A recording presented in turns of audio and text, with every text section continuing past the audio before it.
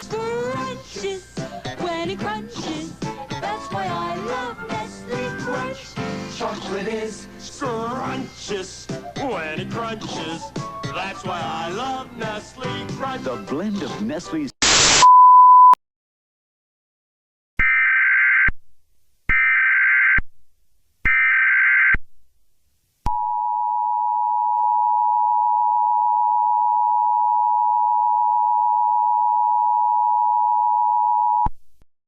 This is the emergency alert system serving the Atlanta area. This broadcast has been made at the request of the United States government. Please stand by. At 1:55 p.m. Eastern Standard Time, a nuclear attack against the United States was confirmed. These missiles are expected to strike the eastern United States within the next 2 minutes. Please take the following actions, as they are vital to your survival. Close all windows and doors, as they may increase your exposure to radioactive fallout. To be safe from fallout, take shelter in an interior room. Take a battery-powered radio, as well as at least 2 weeks' worth of food and water for each person in your household. Make sure the battery-powered radio is tuned to a station delivering news for your area, as television lines will be cut soon after the nuclear detonation. The President will speak on all wavelengths shortly. This, the emergency alert system, serving the Atlanta area.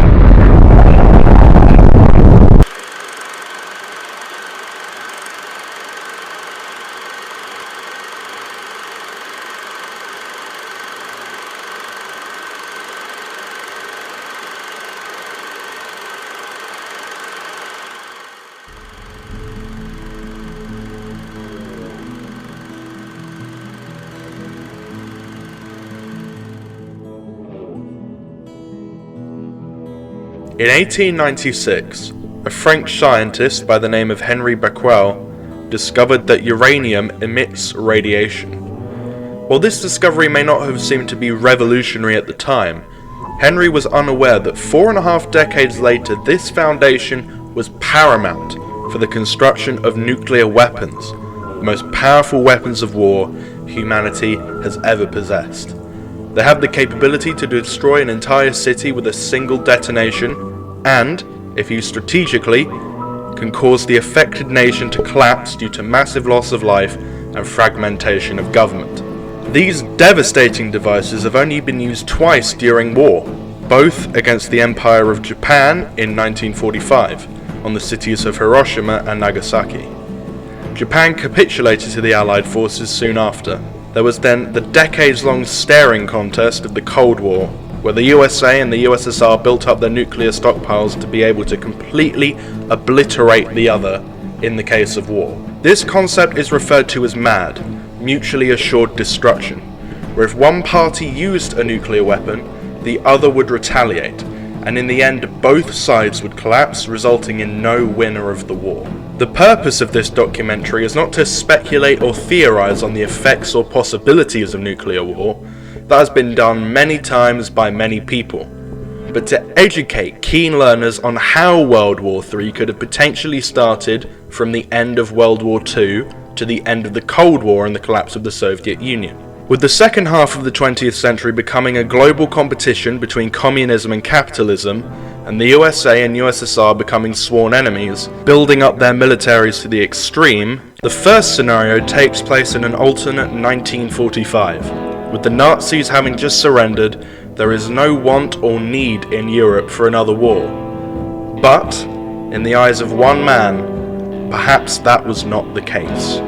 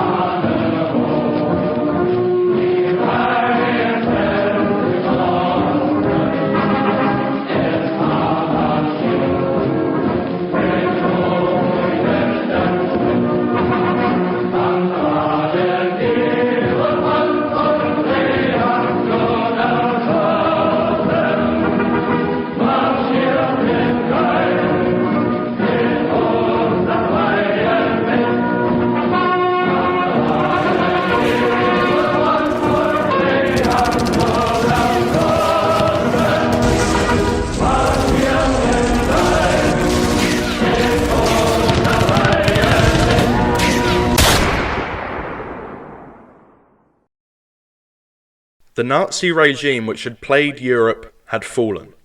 Its orchestrator, Adolf Hitler, was dead. The victors were now ready to carve up Europe and begin rebuilding their nations. However, it seemed that one man was not sticking to his side of the bargain.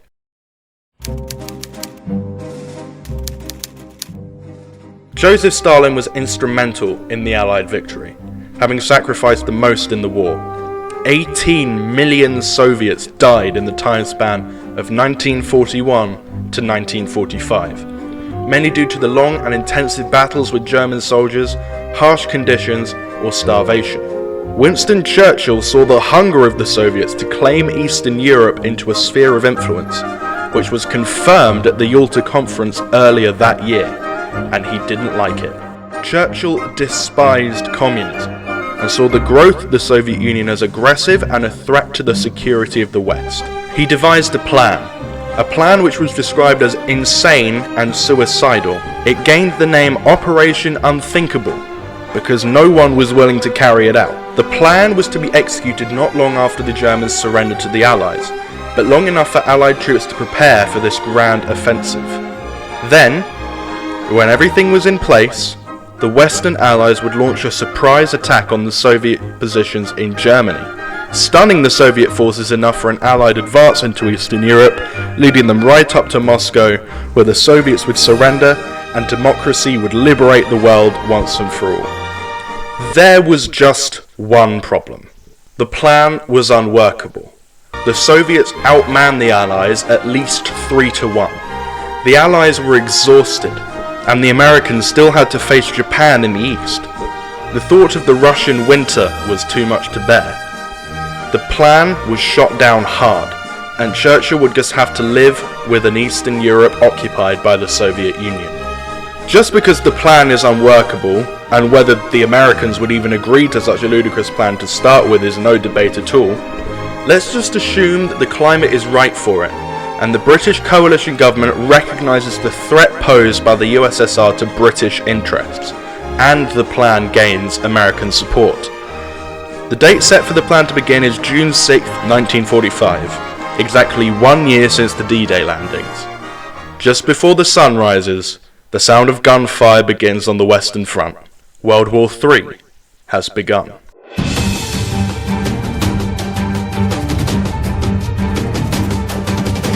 Immediately, the initial Western strike against the Soviet Union would not go to plan. The Allies were outnumbered, and an endless number of Soviet reinforcements would pour in from Eastern Europe, overwhelming the British and American forces in Germany. The Red Army would begin to sweep through Europe once again. For the Allies, this would be marked as an immediate mistake. But trying to make peace now would be futile. The Soviets would demand large concessions, perhaps as far as all of Germany, Italy and Scandinavia, something that both Churchill and Truman could not allow. The Allied army would likely fall back to an easily defendable position, like the River Rhine, and try to reconstruct what remained of the Maginot Line. The war would drag to a stalemate for a while, which is exactly what the Americans would want. The first nuclear bomb would be tested on July 16, 1945, and if the Allies could hold off until then, the Americans would be within striking distance of the Western Soviet Union. Whether the Americans would use this to bargain with the Soviets, or use their nuclear weaponry and then negotiate, is hard to say. Remember, the Americans are still at war with Japan, which could end up being a long-term thorn in their side. Japan would likely ask for an armistice like they had many times before. While official American policy was for the unconditional surrender of Japan, Truman would recognize that the Soviet Union would pose the greater threat and likely accept the armistice. The only condition of a Japanese armistice was to allow their emperor not to be removed from power. While many would not see this as vindication for the Pearl Harbor attack, the Americans could accept peace with Japan if they invaded the Soviet Far East, an attack causing so much distress for the Soviet government that Soviet troops in Europe would have to be pulled back, allowing the Allies to break the stalemate. Whether or not this would happen is up for debate. Regardless, the Americans would gain nuclear weaponry and would be prepared to use it against their communist foe. Moscow, while the symbol of Russian power is an unlikely target. The city is huge, and it's not certain if a B-52 could make the return trip. Minsk, Kiev, or Smolensk would all be ideal targets for a show of American force, and 2 of these cities would be struck before mid-August 1945. This, however, is unlikely to stop the Soviets. They knew about the bomb through spies and would likely make an attempt to build their own bombs, even though this would take more than a year. No more nukes would be available to the Americans for at least 3 months. Due to how complex this scenario could get, I split it into 3 potential outcomes. Unrest and fear within the Soviet Union would rise. The Americans had the ability to destroy an entire city with a single bomb, and a majority of Western Russia is within striking distance. This unrest grows so great, the Soviet government falls out of favor with the Russian population. Assassination attempts on Soviet leaders would be orchestrated, mass riots would be followed by bloodshed, and, maybe, a second Russian civil war would start up, with the intention of overthrowing Stalin's regime. The West would use this to their advantage, and mass mutiny in the Soviet army would not make it difficult to break the line across the River Rhine. The West would fight their way to Moscow in a matter of months, and the Soviet Union would likely collapse by mid-1946. America, Britain, France and their allies would win World War III. The Soviets realized that there is little time left until other cities turn to ash, so initiate a final push into Italy and France. The Allies would put up a heroic resistance, but eventually would be driven out of mainland Europe. This time, there is no Dunkirk to rescue Allied forces from France, and the soldiers either die or become prisoners of war. Mass air raids on British cities similar to the Blitz begin. What remains of the RAF and American Air Force failed to prevent the Soviet Air Force from bombing Britain. Facing overwhelming pressure due to a massive economic crisis and unbearable rationing, the British are forced to surrender. America, now being the only nation left, would be forced to make a deal with the Soviets. Communism wins World War III. Like in Outcome 2, the Allies are driven out of mainland Europe, but are able to rescue their forces in France and Italy. The Soviets do not have a navy to match the British, and the RAF and American Air Force are able to win the Second Battle of Britain. The world is now at a stalemate, with the Soviets not being able to invade Britain and America, and the Allies not having the manpower to take down the Soviets. The war drags to a standstill, and the only weapons that could still be used are nuclear, which only the Americans would possess. But they'd be used so infrequently due to their availability, it fails to put a major dent in Soviet-occupied Europe. However, the West would still likely win this war. Having the nuclear advantage and a superior air force and navy, all they have to do now is outlast the Soviets, who would be dealing with mass insurrection from their new occupied territories. Militia groups would pop up across Europe, who would be likely funded by the Allies. Eventually, these uprisings would be too much for the Soviets, forcing them to withdraw. And whether the Allies could use this land to kick the Soviets while they were down, or, like in Outcome 1, the Soviets would collapse into civil war, is unclear. Unlike a lot of scenarios in this documentary, there is a World War III that can actually be won, not leading to the complete nuclear annihilation of the planet. Of course, this is not certain. Lots of factors could change, resulting in an entirely different outcome. This plan was never implemented, as both sides had already lost enough to World War II, and no one wanted a World War III. However, it's interesting to think that Winston Churchill, the man who withstood the Nazis and is credited with saving the free world, could have been looked back at as the man who doomed it.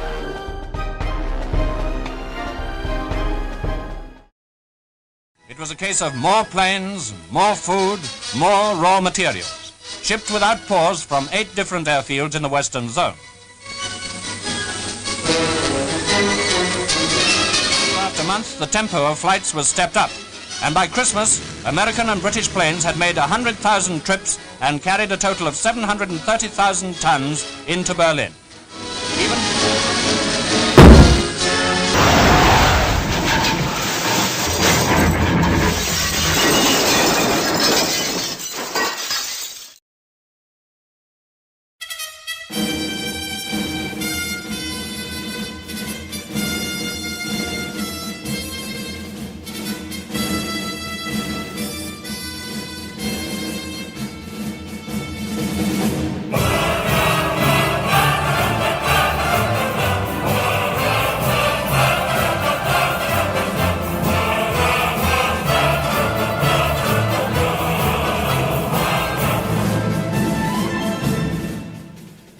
After World War II ended, Europe was split down the middle by the Iron Curtain, a term first brought to life by Winston Churchill. To Trieste in the Adriatic, an iron curtain has descended across the continent.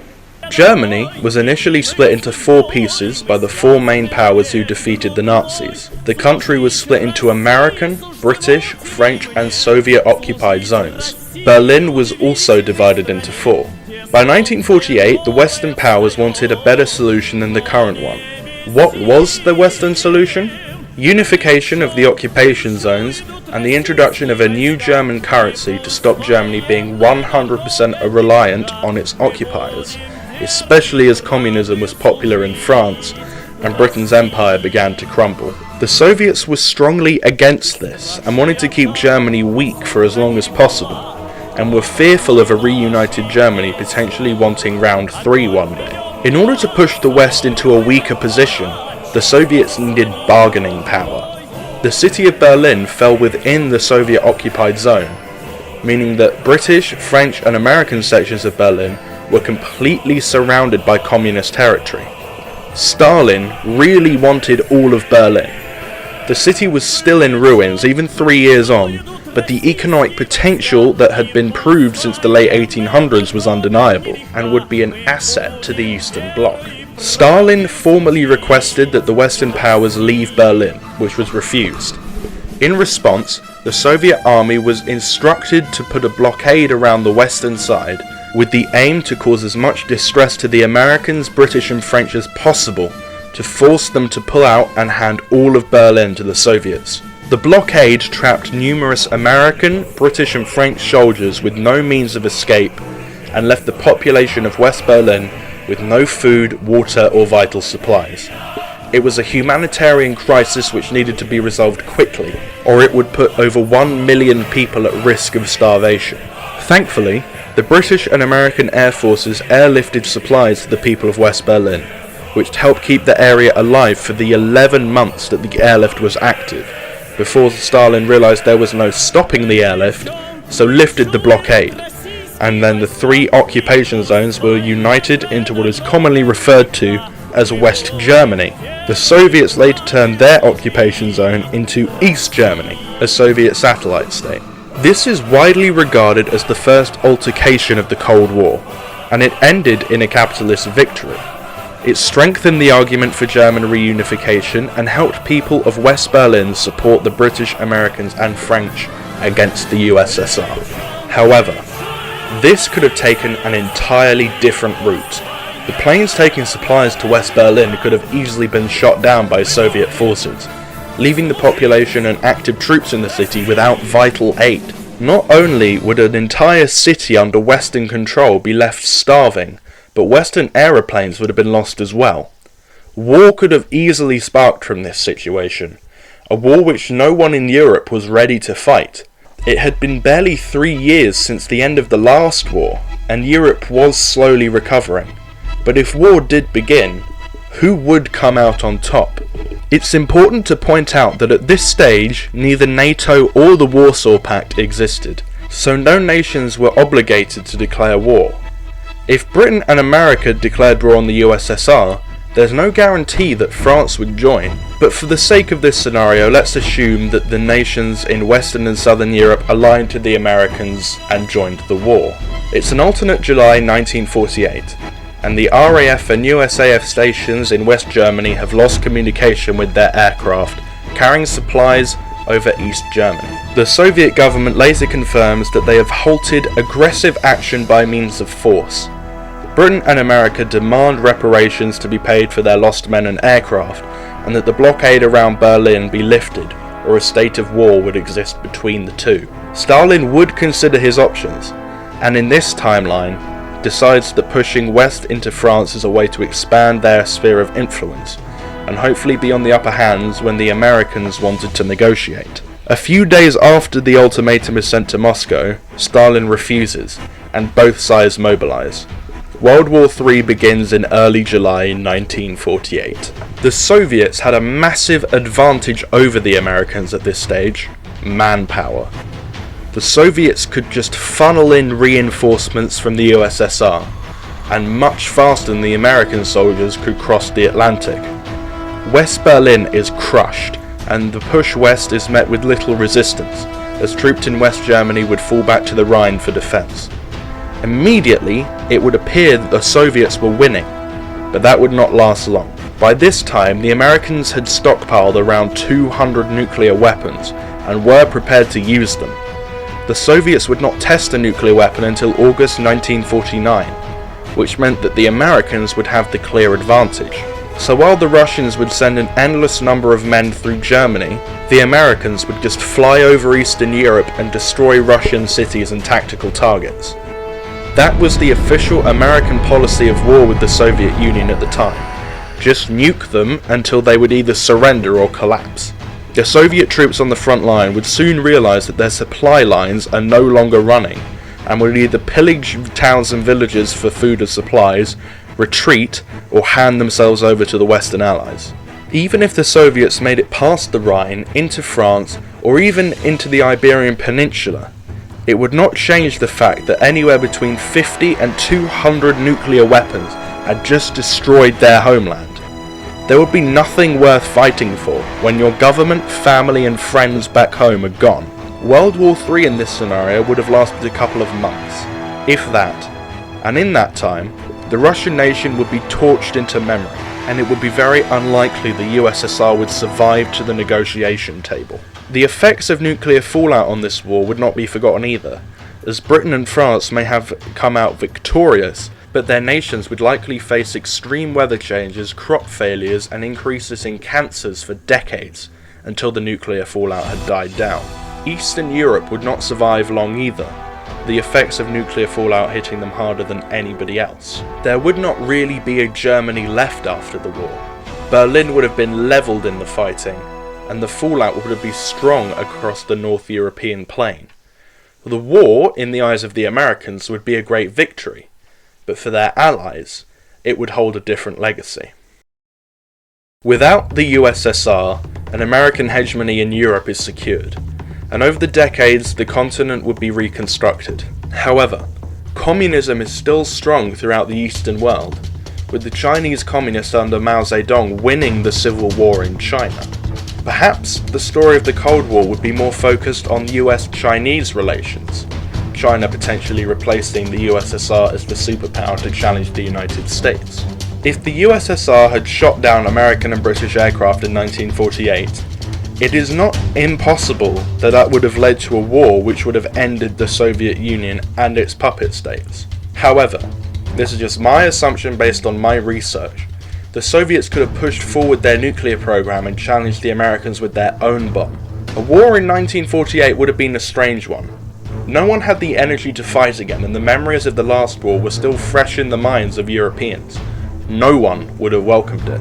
For all that it's worth, it's a good thing that Europe did not go to war over the Berlin blockade, and that the issue was dealt with in the way that it was, because there would have been very hard times going forward for the European continent if things took a different path.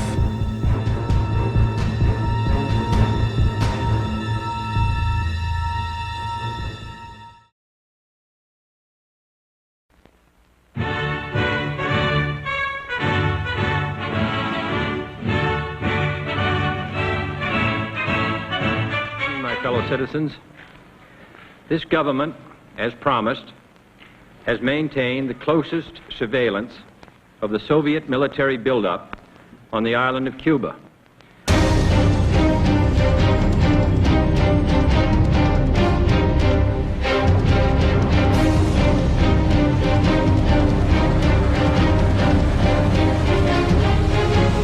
Unmistakable evidence has established the fact that a series of offensive missile sites is now in preparation on that imprisoned island.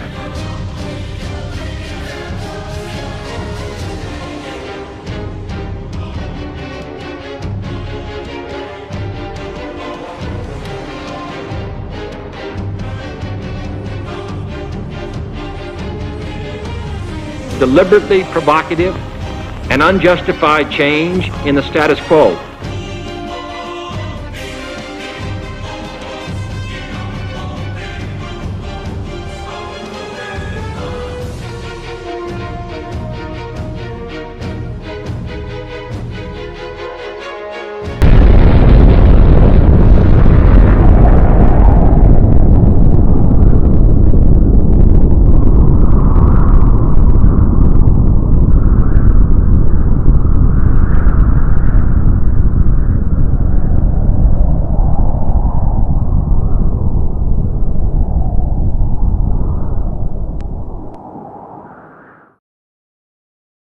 purpose of these bases can be none other than to provide a nuclear strike capability against the Western Hemisphere. In 1961, the United States attempted to overthrow the communist government of Cuba, led by Fidel Castro. Cuba is an island mere miles off the coast of Florida. The CIA trained Cuban exiles over the course of 1960 and 61 and had what was essentially a Cuban government in exile orchestrate an attempted invasion of Cuba. Unfortunately, the plan was leaked by American media and the Cuban revolutionary forces were waiting for them on the beach. This was the Bay of Pigs invasion and was marked as a major American defeat in the Cold War. After this incident, Cuba shifted closer to the Soviet Union, mainly fearing that the United States may seek to overthrow Castro's regime. The USSR offered much support to Cuba, including allowing the installation of nuclear weapons on the island.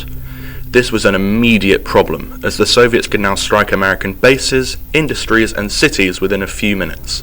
The early 60s were a time where ICBMs could not travel the entire world like they can today, so having missile bases on the doorstep of America would force the Americans into a weaker position. However, the Americans had their own missiles in Turkey and Italy, capable of striking the Western Soviet Union. Despite the playing ground now being even, the Americans seemed willing to fight over the situation, determined to remove the missiles from Cuba, overthrow Castro, and forced the Soviets to negotiate. There was 13 days in October 1962 when a nuclear war was perfectly possible, and the world held its breath as Kennedy and Khrushchev tried to appear more powerful than the other, but also tried to avoid a conflict. The Americans blockaded Cuba to prevent more missiles being placed on the island, leading to a further escalation after Khrushchev described the blockade as an act of war. Tensions had been high since the late 50s, when a U-2 spy plane was confirmed to be monitoring the USSR a day before US-Soviet talks were taking place. The construction of the Berlin Wall in 1961 also escalated tensions. By October 1962, American and Soviet tanks were locked in a face-off at one of the wall's checkpoints, Checkpoint Charlie.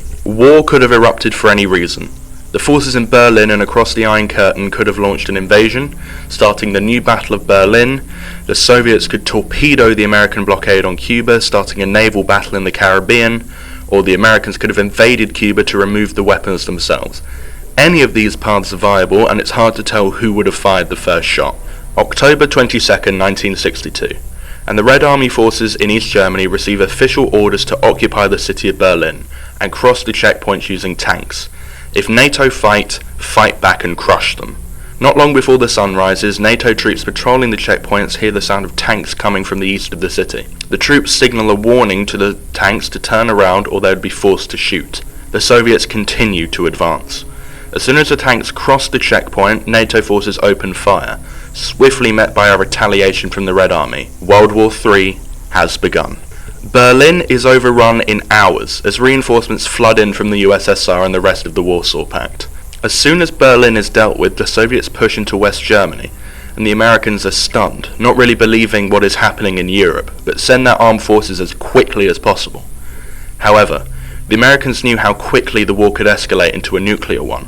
The Americans wanted a conventional European war, where their push into Russia would just result in the liberation of Eastern Europe. The missiles in Cuba had to be dealt with before the Soviets had a reason to launch them. An invasion of Cuba would be top on the priority list for the safety of the American people.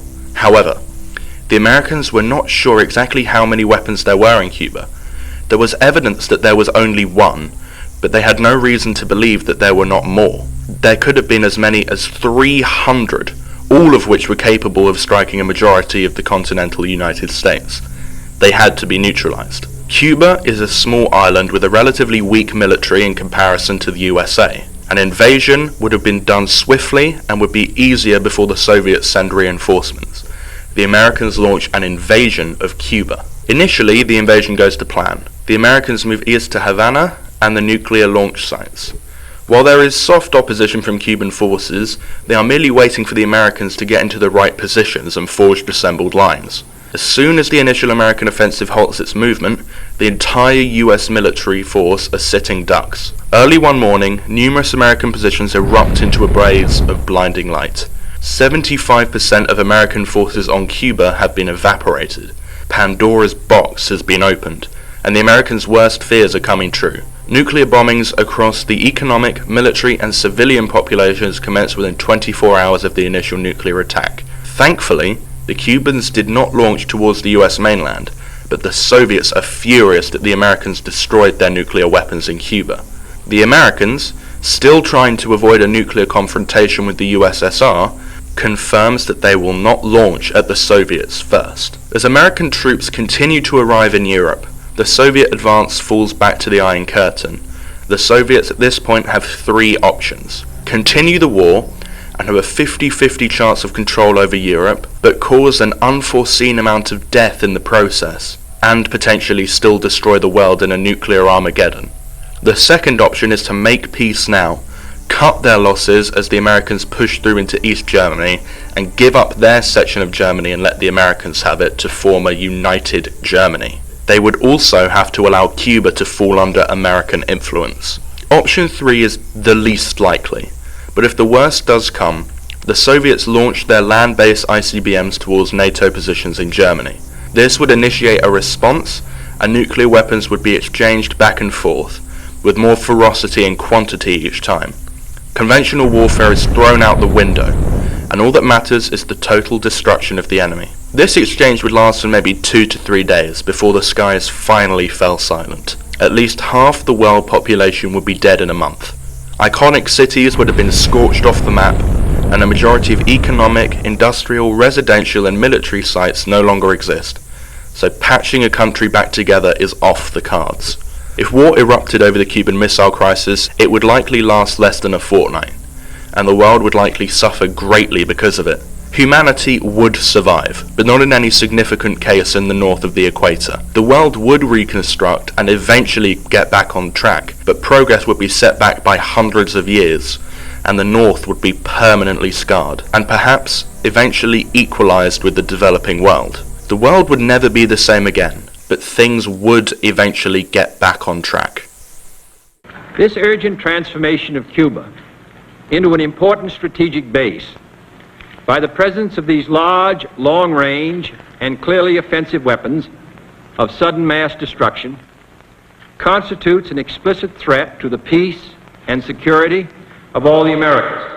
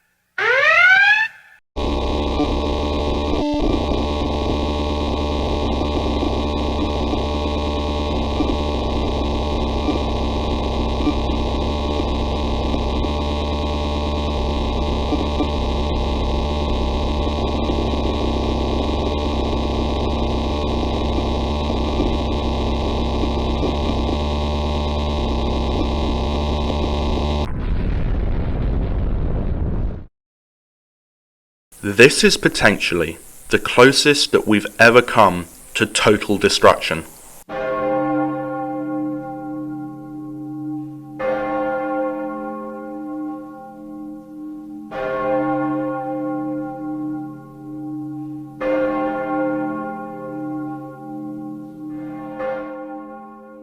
In 1983, the Cold War had flared back up after a decade of detente, where the USA and USSR had set aside their differences to not destroy the world. But then, hardline Republican Ronald Reagan was elected President of the United States. He was strongly conservative, and most importantly, highly anti-communist. Earlier in 1983, Reagan referred to the Soviet Union as an empire of evil, which put the Soviets on high alert. To ignore the facts of history and the aggressive impulses of an evil empire, to simply call the arms race a giant misunderstanding. Then, On the 26th of September 1983, the Soviet nuclear early warning system was triggered, twice. The warning stated that 5 nuclear missiles were headed towards the Soviet Union from the United States. It was a false alarm, and what the satellite had really detected was reflected sunlight off the clouds. It was one man, Stanislav Petrov, who trusted his gut instinct that this was a mistake, and likely saved the world because of his decision. He knew that a US first strike would involve hundreds of missiles, not 5. While Petrov had been praised for his actions, and was even promised a reward for his decision, he was also scrutinized for not filing the incident properly. It's interesting to think how one man, in the right place at the right time, saved the world. Had it have been anyone else, or Petrov interpreted the warning differently, most of the people watching this documentary would not be alive. This scenario imagines if Petrov simply did not turn up for work that day, and someone was filling his post. It's not long after midnight in the Soviet Union, and the alarm is triggered, the 5 missiles being detected. Unlike Petrov, whoever was filling his role notifies superiors, who make the decision to retaliate. Hundreds of missiles rise out of silos all across the USSR. Not a minute later, the US alarms would go off as they detect hundreds of nuclear missiles headed towards the USA. They would be shocked. It was so out of the blue, and relations were not great between the superpowers, but there was no rising international crisis. However, it was too late. The US would launch a retaliatory strike, then coordinate military and government leaders to safety before the missiles hit.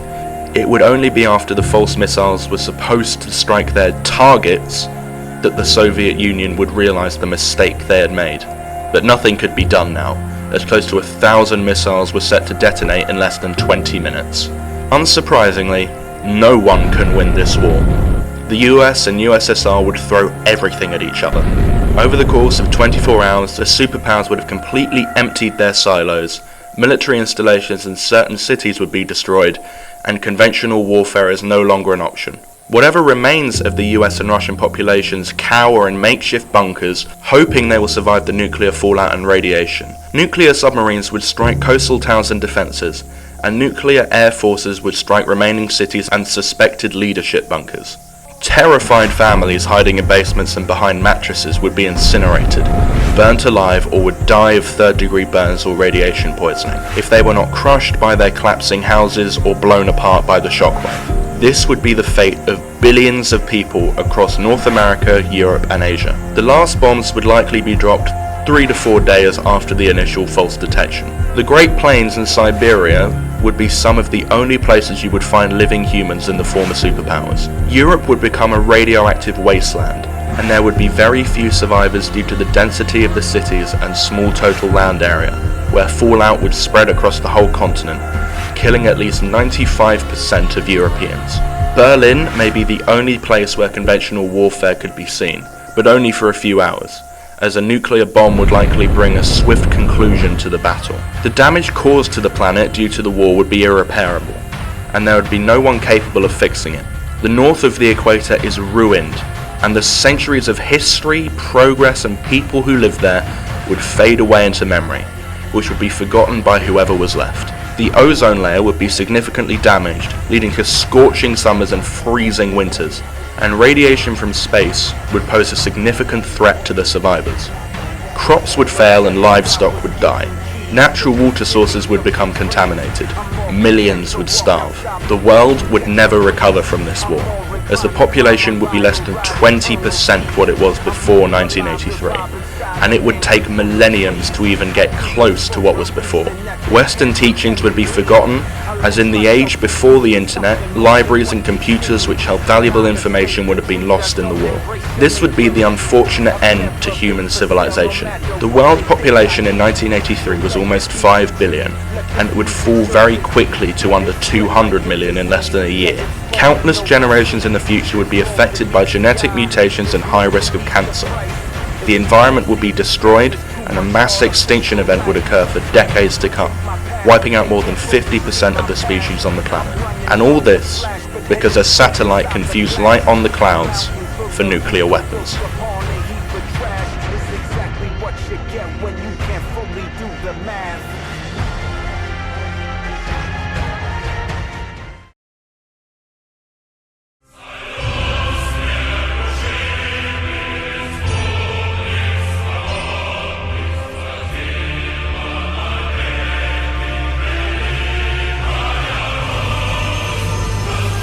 Since the collapse of the Soviet Union, the threat of World War III has been significantly decreased, and there has never been more international cooperation ever in history.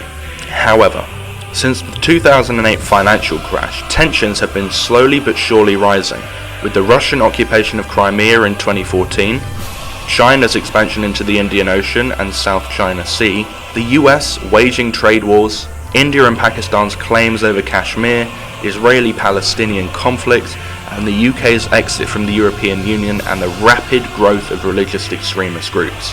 There is certainly tension in the modern world. We've been in this situation before.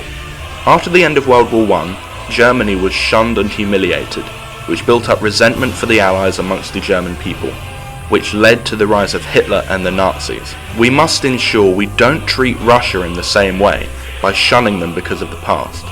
There are currently no grounds for a war, but it's certainly not impossible.